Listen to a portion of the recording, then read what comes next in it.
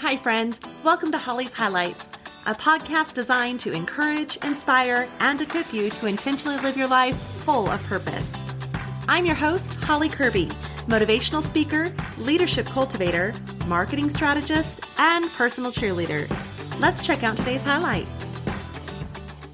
Today is Giving Tuesday, and in the spirit of making an impact in your community, all while shopping for those on your Christmas gift list, might I recommend purchasing my book, Facelift, Embracing Hope Through Your Heartaches. A portion of all proceeds is donated to Huntsman Cancer Institute Foundation in the fight against cancer. You can purchase Facelift to give as a gift to neighbors, friends, family, your ladies group, coworkers, or even teachers' gifts through your local bookstore or online retailers, such as Amazon, Target, Walmart, and Barnes & Noble. It's a 2-for-1, making a positive impact, supporting cancer research, all while providing a good read of encouragement, inspiration, and hope to someone on your gift list this Christmas. Purchase your copy of Facelift today. Happy Thanksgiving, everyone. I hope you had a wonderful and restful weekend. Now, we all have our own traditions when it comes to Thanksgiving, but there are a few fun facts about Thanksgiving which might surprise you. Number 1, according to House Beautiful, Sarah Josepha Hale, the woman who wrote Mary Had a Little Lamb, she was nicknamed Mother of Thanksgiving as it was a result of her letters to President Lincoln that finally led the president to declare Thanksgiving a national holiday. Now, her intent for the whole holiday was to provide healing to the nation from the devastation of the Civil War. Number 2, speaking of songs, House Beautiful also shares that Jingle Bells was originally a Thanksgiving Day song, and it was titled One Horse Open Sleigh. But after its growing popularity around December 25th, the title was then changed in 1859 to Jingle Bells. Number 3, World Strides reports that Butterball, the famous Butterball turkey, answers more than 100,000 turkey cooking questions through their hotline each November and December. Number 4, they also revealed that the first Thanksgiving didn't even have turkey on the menu. Research actually shows that it was most likely venison, duck, goose, oysters, lobster, eel, and even fish that were served. Number 5, babyquip.com tells of Thanksgiving being the reason we have TV dinners. As in 1953, it was a Swanson employee who accidentally ordered too much turkey. And when I mean too much turkey, 260 tons too much turkey. So the company had it all in 10 refrigerated train cars. And of course, that was taking up too much room and not a long-term solution. So a company salesman suggested preparing the turkey and pairing it with sides in a compartmentalized aluminum tray. Now, Swanson Company sold 5,000 TV dinners that year, and the following year, 10 million. And like all things that have increased in price, any guesses as to the cost of the first TV dinner? That's right, a whopping 98 cents. My, how times have changed. And number 6, Town and Country reminds us of the differences of male and female, as they simply point out female turkeys don't gobble, they cackle. Well, our family just has one tradition on Thanksgiving anymore, and that is just to be together.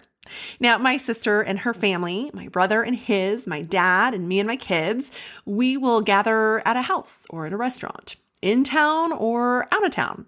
Wherever it might be, we just like being together. And for that, I give thanks. Now, perhaps you've just finished up a Thanksgiving event and find yourself feeling completely stuffed, but also a little down. In fact, as you look over events throughout your year, vacations, work events or projects, family gatherings, weddings, celebrations, you might begin to see a consistency of that feeling of the after high. Now, don't be alarmed. That is more frequent than you might think, so you're not alone. And it's often referred to as post-event or post-fun blues. Now, according to blurter.com, those who seem to deal with such blues tend to be those in the occupations of event planners, professional athletes, actors, and even musicians. They also attribute these blues to both biological and psychological effects. Biologically, they report that when you step away from a stressful environment that you've been a part of for a long period of time, you tend to have a chance of that abrupt withdrawal of stress hormones. And this is because a routine drastically changes. That would be for those who have worked on a project for a long time and then it's suddenly done. Well, psychologically speaking, these blues are a bit of a mental battle, not knowing what to do once the event has ended. But either way, these post-event blues aren't permanent, but rather something you can prepare for.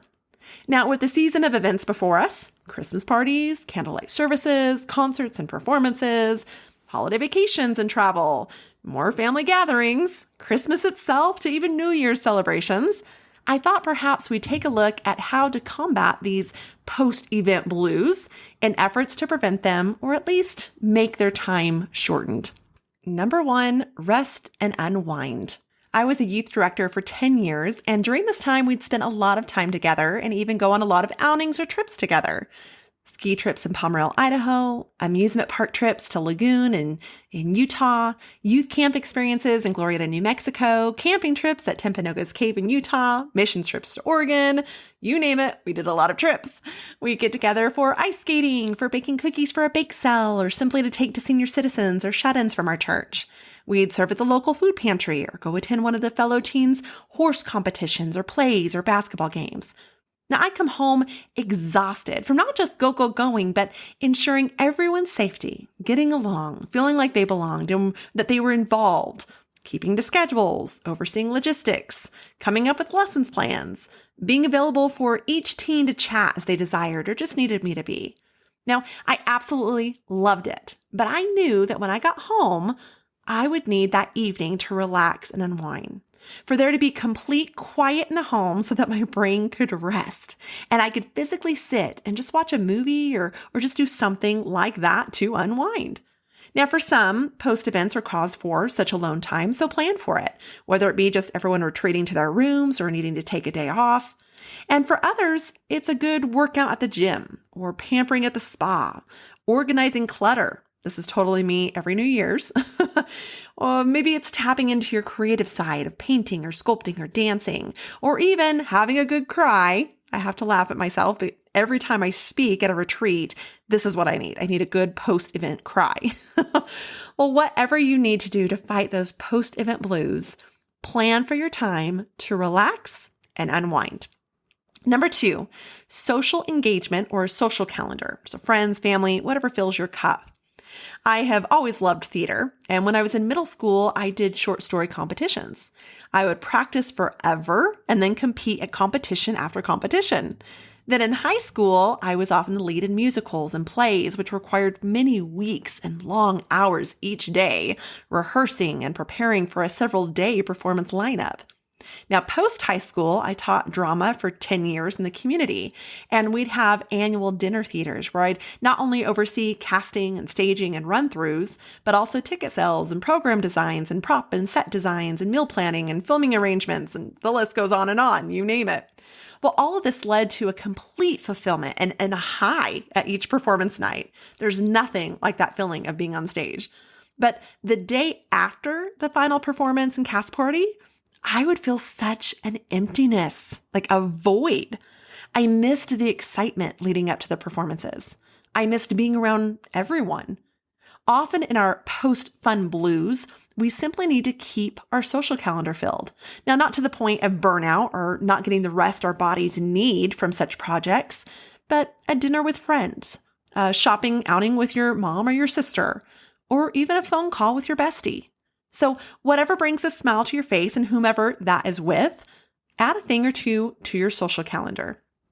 Number 3, plan new events. So have something to look forward to. Now, our family has traveled together for the past 10 years at least. We've done road trips to Durango, Colorado to ride the train to Silverton or to St. George to watch a play at Tuacahn Theater. We've gone on cruises together where we've climbed the Dunn's River waterfalls in Jamaica and shopped around St. Thomas and relaxed by the ocean in St. Martin.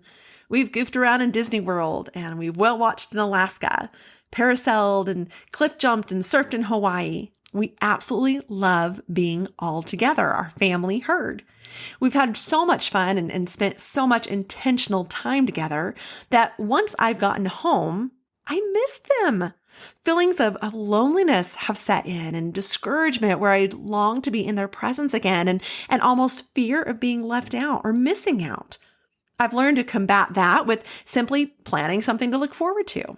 It may be the next birthday celebration, holiday as to where it's going to be held and who's bringing what, or even to throw out ideas for our next vacation the following year together.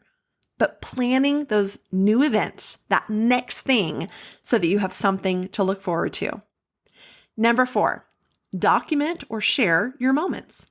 Now, as you may know, I wrote a book called Facelift, Embracing Hope Through Your Heartaches, and the whole book was based off my social media and how people found my posts inspiring, encouraging, and even helped equip them at being intentional in their own lives and efforts of living a purposeful life. But did you know that was not the original intent of my posts? Nope.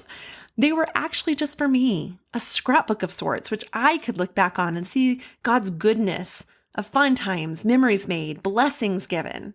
Now, posting your life on social media may not be your thing. Maybe it's keeping a journal or actually scrapbooking. My mom and sister and I used to do that, and I gotta admit, I'm at least a decade behind or so. Or maybe it's even a memorabilia box, or it could be a phone call or a letter sent to a loved one. Whatever it is, however it's done, documenting or sharing your moments just might help avoid the letdown or at least lessen the time of those post-event blues. And then number 5, simply count your blessings. Yes, post-event or post-fun blues can feel depressing. They can even lead to mood swings and negativity. But as Happify.com reveals, people who regularly practice gratitude experience a lot of life-boosting changes. They're happier, they're less depressed, they're less stressed, and they're more satisfied with their relationships. As 2 Corinthians 10:5 instructs us, we are to take captive every thought and make it obedient to Christ. So in these times of post-event or post-fun blues, we can follow Philippians 4:8, knowing that whatever is true, whatever is noble, whatever is right, whatever is pure, whatever is lovely, whatever is admirable, if anything is excellent or praiseworthy, think about such things. So as you reflect on what was a trip, a project, a season in life, count your blessings and literally name them one by one. If you know of someone who deals with such blues, consider reaching out to them following an event you know that they have coming up. Invite them for a cup of coffee or call them up on the phone and ask how the event went. Give them a gift certificate to go get a pedicure or a massage. Like their posts on their social media, or even say a prayer for encouragement for them as they face that aftermath of the next day. Now, of course, all of these opinions, ideas, and advice are simply my own and ways that have helped me when feeling these post-fun blues. Feel free to confirm such with a qualified professional, such as a psychologist, a counselor, or a therapist. If you find that your post-event blues are lasting longer, or you find yourself going into a deeper depression, please consider reaching out to a professional, as sometimes how we're feeling can actually be a part of a bigger need. As Healthline encourages, getting help for depression isn't a sign of weakness. It's good self-care. Now, if you'd like help moving forward and planning your future goals, I'd be honored to work alongside you as a leadership or personal coach. Simply connect with me at hollycurby.com, that's HOLLYCURBY.com, and click on Work With Me. As Dr. Seuss said, don't cry because it's over, smile because it happened. Thank you for joining me on this journey of life. I hope that today's highlight has been encouraging, inspiring, and equipping so you can go out and live your life full of purpose. I'd be honored if you'd take a moment to leave a review, or better yet, subscribe. We can also stay in touch by joining my email list at hollycurby.com. That's HOLLYCURBY.com. Until next time, make it a great day for a great day.